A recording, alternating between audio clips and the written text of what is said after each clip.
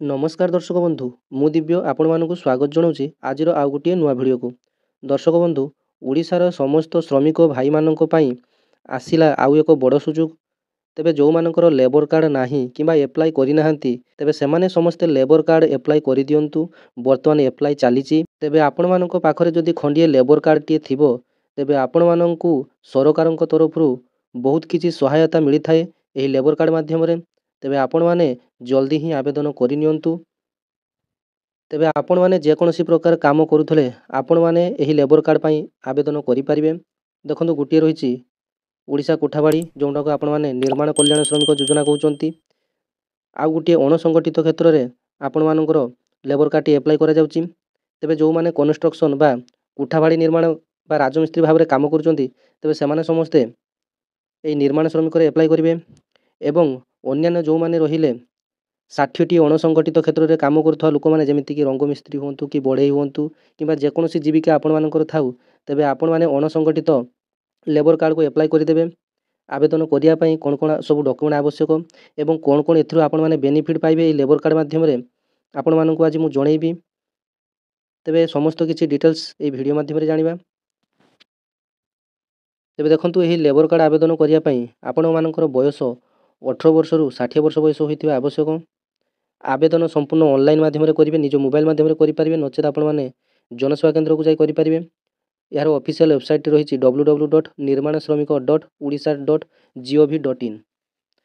तेबे देखंतु एही निर्माण श्रमिक पंजीकरण निमंते आवश्यक कागजपत्र मध्यरे आवेदनकारींकर बयस पत्र हला 18 वर्ष रु 60 वर्ष होइथिबा आवश्यक।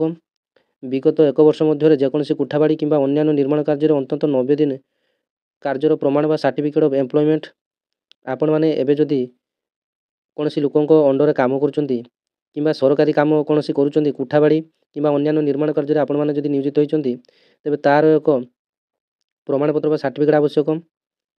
भोटर कार्ड आधार कार्ड आदि परिचय पत्र जेरक्स नकल बैंक पासबुक अर्थात बैंक खातार प्रथम पृष्ठार जेरक्स बा नकल सेटा को आवश्यक। गोटे पासपोर्ट साइज फोटोकॉपी आवश्यक। जदि जॉब कार्ड थाए तार जेरक्स आवश्यक। जदि रेशन कार्ड थाए तार जेरक्स मध्ये आवश्यक। देखंतु ए सब आपण मानकर बाध्यतामूलक न जदि जॉब कार्ड थाए आपण माने देई परिबे जदि रेशन कार्ड थाए आपण माने देई परिबे नथिले मध्ये चलिबो। परिवार रो सदस्यंकर आधार कार्ड रो जेरक्स मनोनीत उत्तराधिकारी आधार कार्ड बैंक खातार प्रथम पृष्ठार नकल बा जेरक्स। देखंतु आपण माने जे निर्माण श्रमिक बा लेबर कार्ड टी अप्लाई करिवे एथरे गोटे नॉमिनी आपण मानको दवा पई पड़िबो। जते बेले आपण मानकर कोनोसी कारण रो डेथ हे जिवो तापरे जो सहायता बा बेनिफिट मिलिबो तेबे आपण मानकर नॉमिनी को सब प्रकार सहायता बा सुविधा मिलिबो। तेबे हिताधिकारींकर फोन नंबर आधार संयोग होबा निहाती आवश्यक। आपण मानकर फोन नंबर टी आधार सहित संयोग होइतबा निहाती आवश्यक। सहायता राशि डीबीटी माध्यम रे पाइबा पई बैंक खाता रे आधार संयोग होबा आवश्यक। सरकार जो सब आपण मानकर सहायता पठिबे सीधा सळक आपण मानकर बैंक अकाउंट को पठेबे। तेणु सरकारंकर घोषणा अनुसार आपण मानकर अकाउंट रे डीबीटी मैपिंग होइतबा आवश्यक। एबे आसंतु जानि नबा जे ही लेबर कार्ड द्वारा कोन कोन सुविधा बा सहायता मिलुची सरकारंक तरफरु। तापरे जानि नेबा अणसंगठित क्षेत्र रे जो 60 प्रकार लोक काम करूचंती सेमानक पई कोन सब सहायता रहिछि जेमिति रंग मिस्त्री हो किबा परिबा दुकानी होंतु किबा आपण जेकोनसी भी बिजनेस करूथांती आपण माने मध्य एही लेबर कार्ड रे आवेदन करि परिबे एवं सरकारंक तरफरु मिलुथवा सहायतार लाभ मध्य उठै परिबे। ते प्रथमे जानि नेबा ओडिशा कोठाबाड़ी एवं अन्यान्य निर्माण श्रमिक जो माने अप्लाई करिवे सेमाने कोन सब लेबर कार्ड माध्यम रे बेनिफिट पाइबे। देखंतु प्रथमे तो हला आपण मानकर शिक्षा सहायता मिलिबो। शिक्षा सहायता बोइले आपण मानकर पिला मानक पई उच्च शिक्षा पई सरकारंक तरफरु वार्षिक 2000 टंका रु 40000 टंका पर्यंत मिलिबो पिला मानकु। देखंतु जतेबेले आपण मानकर पिला उच्च शिक्षा पई पाठ पढिया पई चाहिबे सेतेबेले स्कॉलरशिप रहिछि। देखंतु लेबर कार्ड स्कॉलरशिप रे उच्च शिक्षा पई वर्ष को 40000 टंका लेखाए मिली थाए। एटा को आपण माने सुनिथिबे मध्य लेबर कार्ड स्कॉलरशिप मध्य। तेबे 2000 टंका रु 40000 टंका लेखाए मिलिबो। विभिन्न शिक्षानुष्ठान निमंते सर्वाधिक 2टी संतान निमंते झियो षष्ठ श्रेणी बा तदुर्ध पुओ अष्टम श्रेणी बा तदुर्ध होइतिले तेबे आपण माने ए स्कॉलरशिप पई अप्लाई करि परिबे। तापर आपण मानकर मृत्युकालीन सहायता आसिला स्वाभाविक मृत्यु क्षेत्र रे एककालीन 3 लाख टंका प्रदान करा जिवो एवं कार्यस्थल रे दुर्घटना जनित मृत्यु क्षेत्र रे एककालीन 6 लाख टंका पर्यंत दिया जिवो। ଦେଖନ୍ତୁ ଆପଣମାନଙ୍କର ଯଦି ସ୍ୱାଭାବିକ ମୃତ୍ୟୁ ଘଟିଲା ତେବେ ଆପଣମାନଙ୍କୁ 3 ଲକ୍ଷ ଟଙ୍କା ମିଳିବ। ଯଦି ଆପଣମାନେ କାମ ସମୟରେ ଯଦି ଆପଣମାନଙ୍କର ଦୁର୍ଘଟଣାବଶତଃ ମୃତ୍ୟୁ ଘଟେ ତେବେ ଆପଣମାନଙ୍କୁ ଏକକାଳୀନ 6,000 ଟଙ୍କା ଲେଖାଏଁ ଆର୍ଥିକ ସହାୟତା ମିଳିବ। ତାପରେ ଆପଣମାନଙ୍କ ପାଇଁ ଆଉ ଗୋଟେ ରହିଛି ନିର୍ମାଣ କୁସୁମ।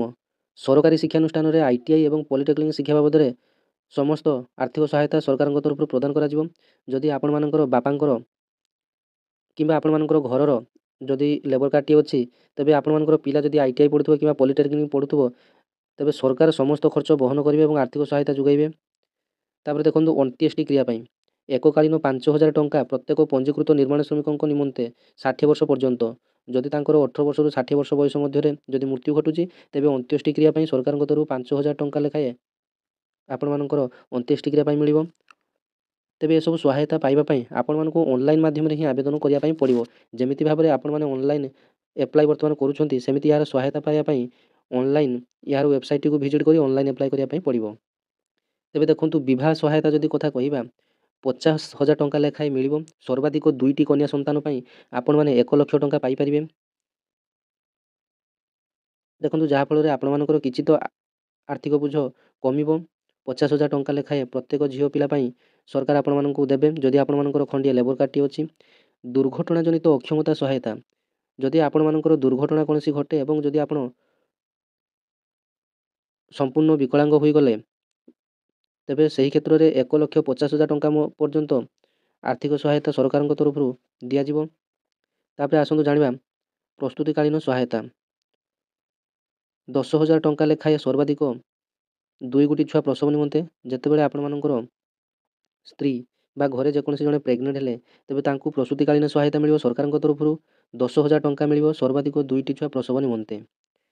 ତେବେ ଦେଖନ୍ତୁ ଆଶ୍ରୟ ଯୋଜନା ସହରାଞ୍ଚଳରେ ପ୍ରବାସୀ ନିର୍ମାଣ ଶ୍ରମିକମାନଙ୍କ ନିମନ୍ତେ ସାମୂହିକ ଆଶ୍ରୟସ୍ଥଳୀ ଯେଉଁଟାକି ସରକାରଙ୍କ ତରଫରୁ ଆଶ୍ରୟ ଯୋଜନା ନାମରେ ନାମିତ। ତେବେ ଏହିସବୁ ଆପଣମାନଙ୍କର ଲେବର କାର୍ଡ଼ରେ ବେନିଫିଟ୍ ମିଳିବ। ତେବେ ଆପଣମାନେ ଆପ୍ଲାଏ କରିଦିଅନ୍ତୁ। ତେବେ ଏବେ ଆସନ୍ତୁ ଜାଣିନେବା ଓଡ଼ିଶା ଅଣସଂଗଠିତ କର୍ମକ୍ଷେତ୍ରରେ କାମ କରୁଥିବା ଶ୍ରମିକମାନଙ୍କ ପାଇଁ ମଧ୍ୟ ଲେବର କାର୍ଡ଼ ବର୍ତ୍ତମାନ ଆବେଦନ ଚାଲିଛି। ଦେଖନ୍ତୁ ପ୍ରଥମେ ଜାଣିନେବା ଯେ କେଉଁ 60 ପ୍ରକାର ଲୋକ ଏହି ଲେବର କାର୍ଡ଼ରେ ଆବେଦନ କରିପାରିବେ।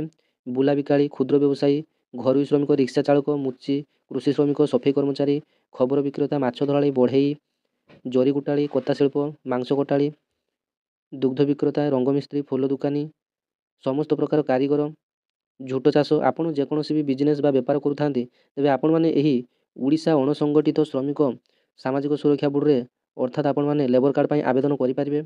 ଦେଖନ୍ତୁ ଆପଣମାନଙ୍କର ସରକାରଙ୍କ ତରଫରୁ ମିଳୁଥିବା ସହାୟତା କହିଲେ ମୃତ୍ୟୁଜନିତ ସହାୟତା ଆପଣମାନଙ୍କର ସ୍ୱାଭାବିକ ମୃତ୍ୟୁ କ୍ଷେତ୍ରରେ 2 ଲକ୍ଷ ଟଙ୍କା ପର୍ଯ୍ୟନ୍ତ ମିଳିବ ଏବଂ କାର୍ଯ୍ୟସ୍ଥଳୀରେ ଦୁର୍ଘଟଣା ଜନିତ ମୃତ୍ୟୁ ଘଟିଲେ ଆପଣମାନଙ୍କର ଏକକାଳୀନ 4 ଲକ୍ଷ ଟଙ୍କା ମିଳିବ। ତେବେ ଦୁର୍ଘଟଣା ଜନିତ ଅକ୍ଷମତା ଘଟିଲେ କାର୍ଯ୍ୟସ୍ଥଳୀର ଦୁର୍ଘଟଣା ଜନିତ ଶାରୀରିକ ଅକ୍ଷମତା କ୍ଷେତ୍ରରେ 40,000 ଟଙ୍କାରୁ 1.5 ଲକ୍ଷ ପର୍ଯ୍ୟନ୍ତ ଟଙ୍କାର ସହାୟତା ଆପଣମାନଙ୍କୁ ମିଳିବ। ଯେଉଁଟାକି ସରକାରଙ୍କ ତରଫରୁ ବର୍ତ୍ତମାନ ପଞ୍ଜୀକରଣ ଚାଲିଛି। 18 ବର୍ଷରୁ 60 ବର୍ଷର ସମସ୍ତ ଅଣସଂଗଠିତ କ୍ଷେତ୍ରରେ କାମ କରୁଥିବା ଶ୍ରମିକମାନେ ଏହି ଲେବର କାର୍ଡ଼ରେ ଆବେଦନ କରିପାରିବେ ଏବଂ ଓଡ଼ିଶା କୋଠାବାଡ଼ି ଏବଂ ନିର୍ମାଣ ବିଭାଗରେ କାମ କରୁଥିବା ସମସ୍ତ ଶ୍ରମିକ ଭାଇମାନେ ଏହି ଲେବର କାର୍ଡ଼ ପାଇଁ ଆବେଦନ କରିନିଅନ୍ତୁ। ମଣିଷ ଜୀବନ ବହୁତ ମୂଲ୍ୟବାନ କେତେବେଳେ କ'ଣ ହେବ ତେବେ ସରକାରଙ୍କ ତରଫରୁ ମାଗଣାରେ ଯେଉଁ ସହାୟତା ମିଳୁଛି ଆପଣମାନେ ହାତଛଡ଼ା କରିବେ ନାହିଁ। ତେବେ ଆପଣମାନେ ଏହି ଲେବର କାର୍ଡ଼ରେ ଆବେଦନ କରିନିଅନ୍ତୁ। କ'ଣ କ'ଣ ଡକୁମେଣ୍ଟ ଆବଶ୍ୟକ ଆପଣମାନଙ୍କୁ ମୁଁ କହିଦେଲି ଫଟୋକପି, ଆଧାର କାର୍ଡ଼ ବା ଭୋଟର କାର୍ଡ଼ ଏବଂ ଆପଣମାନଙ୍କର ବ୍ୟାଙ୍କ ପାସ୍ ବହିର ଜେରକ୍ସ, ଘରର ସମସ୍ତଙ୍କର ଆଧାର କାର୍ଡ଼ ଏବଂ ଯାହାକୁ ଆପଣମାନେ ନୋମିନି ରଖିବେ ନୋମିନିର ଆଧାର କାର୍ଡ଼ଟି ଏବଂ ନୋମିନିର ପାସ୍ ବହି ମଧ୍ୟ ଆବଶ୍ୟକ। ଏବଂ ଏହି ଲେବର କାର୍ଡ଼ ପାଇଁ ଜବ୍ କାର୍ଡ଼ ଥିଲେ ମଧ୍ୟ ଚଳିବ, ନଥିଲେ ମଧ୍ୟ କିଛି ବାଧ୍ୟତାମୂଳକ ନୁହେଁ। ତେବେ ଦର୍ଶକ ବନ୍ଧୁ ଆଶା କରିବି ଭିଡ଼ିଓଟି ଆପଣମାନଙ୍କ ପାଇଁ ଇନଫର୍ମେଟିଭ୍ ଏବଂ ହେଲ୍ପଫୁଲ୍ ରହିଥିବ। ତେବେ ଚ୍ୟାନେଲଟିକୁ ସବସ୍କ୍ରାଇବ୍ କରିନେବେ, ପାଖରେ ଥିବା ଘଣ୍ଟି ଚିହ୍ନଟିକୁ ଦବାଇ ଅଲ୍ ନୋଟିଫିକେସନରେ ସେଟ୍ କରିଦେଇଥିବେ ଯାହାଫଳରେ ଓଡ଼ିଶାରେ ଆସୁଥିବା ଏମିତି ପ୍ରତ୍ୟେକ ଜିନିଷର ପ୍ରଥମ ଅପଡ଼େଟ୍ ଆପଣମାନେ ଏହି ଚ୍ୟାନେଲ ମାଧ୍ୟମରେ ପାଇପାରିବେ। ଧନ୍ୟବାଦ। ଜୟ ଜଗନ୍ନାଥ।